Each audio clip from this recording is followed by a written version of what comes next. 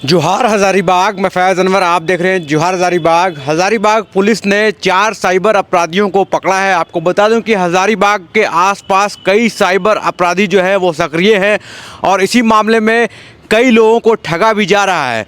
लेकिन अभी जो साइबर अपराधी पकड़े गए हैं वो क्या करते थे, बहुत बड़े बड़े अकाउंट से पैसे निकालते थे और छोटे छोटे अकाउंट में पैसे डालते थे और फिर वहां से उसको निकासी करते थे। आपको बता दूं कि कुछ ऐसे लोगों का अकाउंट वो लोग खुलवा देते थे जिनको पता भी नहीं होता था कि उनका अकाउंट खुला हुआ है।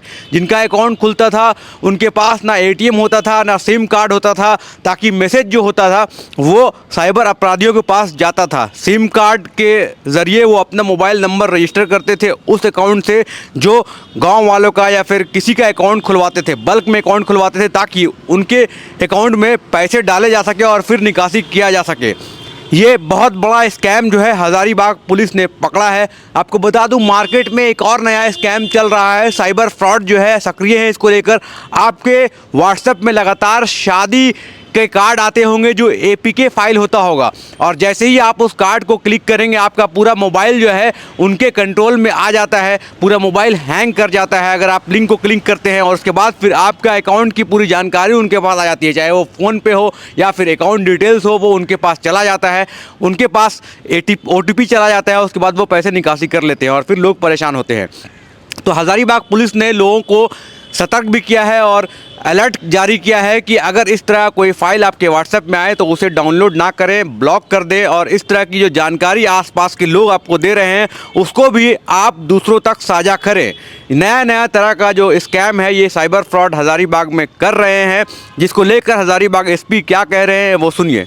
हाँ, आज 4 साइबर अपराधियों की गिरफ्तारी हुई है, जिसमें एक गिरिडीह जिला का रहने वाला है, 2 हज़ारीबाग और एक देवघर का।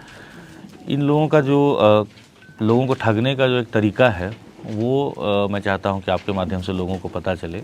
और इनके पास से हमें काफ़ी मात्रा में सिम कार्ड, अलग अलग बैंक के 19 एटीएम कार्ड, 10 मोबाइल फ़ोन और 2 गाड़ी भी जिसका प्रयोग करते थे 4 व्हीलर, वो सब हम लोगों ने सीज़ किया है। तो इनका जो काम करने का एमओ है, ये साइबर अपराध के माध्यम से पैसे को एकत्रित करते थे। कुछ बहुत सारे म्यूल अकाउंट बना के रखे हैं और फिर उन सारे अकाउंट से पैसा को निकाल के, अलग अलग स्टेजेज हैं जिसमें लोगों का कमीशन फिक्स होता है अपराधियों का आपस में, और वो कुछ अपना कमीशन रख के बाकी पैसा निकाल करके फिर जो मेन चैनल का हेड है इसके पूरा ग्रुप का, उन लोगों के पास पैसा पहुँचाता है।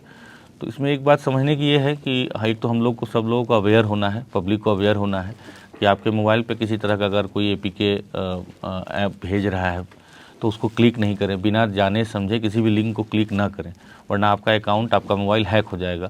अभी हम सब चूँकि इंटरनेट बैंकिंग को यूज़ करते हैं, अपने मोबाइल से अपने अकाउंट को चलाते हैं, तो अगर हमारा मोबाइल का एक्सेस किसी को मिल गया तो काफ़ी संभावना है कि वो हमारे बैंक अकाउंट तक पहुँच जाएगा और फिर जब उसमें से पैसे की निकासी हो जाएगी तब फिर आप एक तरह से उसके चंगुल में फंस जाएंगे। तो एक तो ये मैं चाहता था कि आपके माध्यम से लोगों को अवेयरनेस हो, पता चले। और दूसरा, जो म्यूल अकाउंट बहुत सारा बन रहा है, तो वो भी मैं अपील करूंगा कि अपना अकाउंट बिना जाने भी किसी को देना, अपना account detail for any purpose. एक तो उसमें संभावना है कि आप ठगे भी जाएं, दूसरा है कि अगर आप जानबूझ के संलिप्त हैं तो फिर ये तो अपराध की श्रेणी में भी आता है।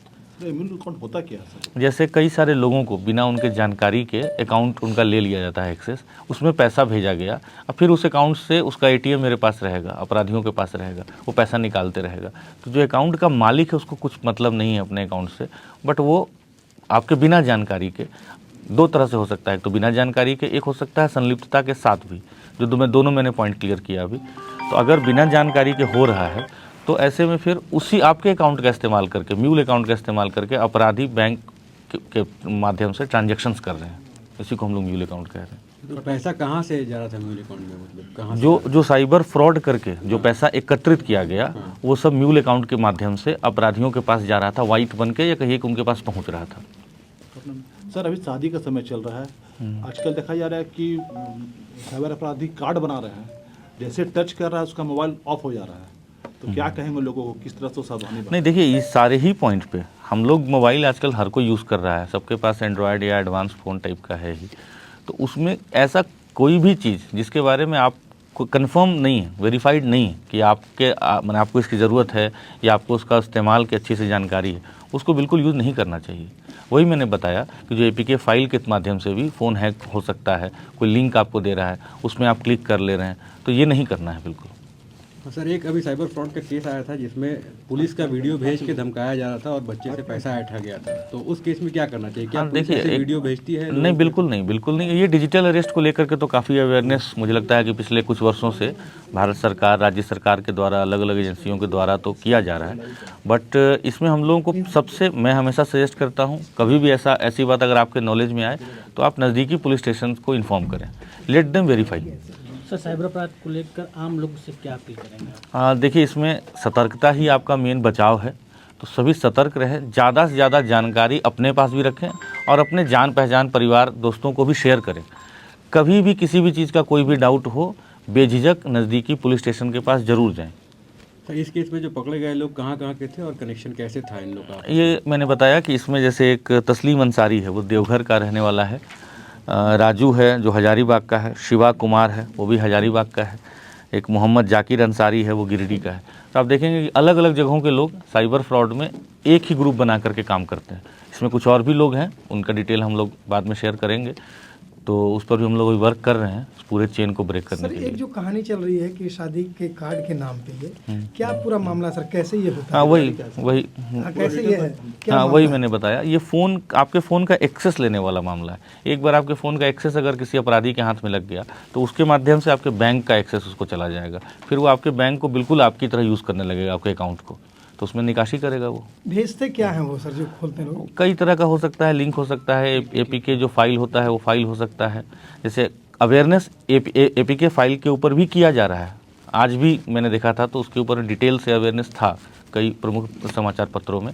बट इसीलिए मैं आया कि आप लोगों के माध्यम से बताऊं कि ये जो APK फाइल का जो पूरा एक यूज़ हो रहा है, मिसयूज़ हो रहा है, उसमें हम लोगों को अवेयर होना पड़ेगा। ये APK फाइल को भेज देते हैं मोबाइल पे और उसके माध्यम से आपके मोबाइल का एक्सेस ले लेते हैं, और आपके मोबाइल का एक्सेस मिला तो उनका आपके बैंक डिटेल्स का, आपके बैंक अकाउंट का एक्सेस मिल जाता है, तो उसमें फिर वो पैसे का ट्रांजैक्शन अपने मन से करता है, अपने हिसाब से करता है। पहले वो अलग तरीका अपनाते थे, अब ये शादी वाला नया है सर, क्या है? देखिए, ये तो क्या है कि अल्टीमेटली तो लिंक और APK फाइल का ही है, वो उसको यूज़ करते हुए अभी शादी का कार्ड बना रहा है, हो सकता है कल कुछ और भी बनाए, तो किसी भी ऐसे फाइल को, किसी भी ऐसे लिंक को हम लोग को एक्सेस नहीं करना है।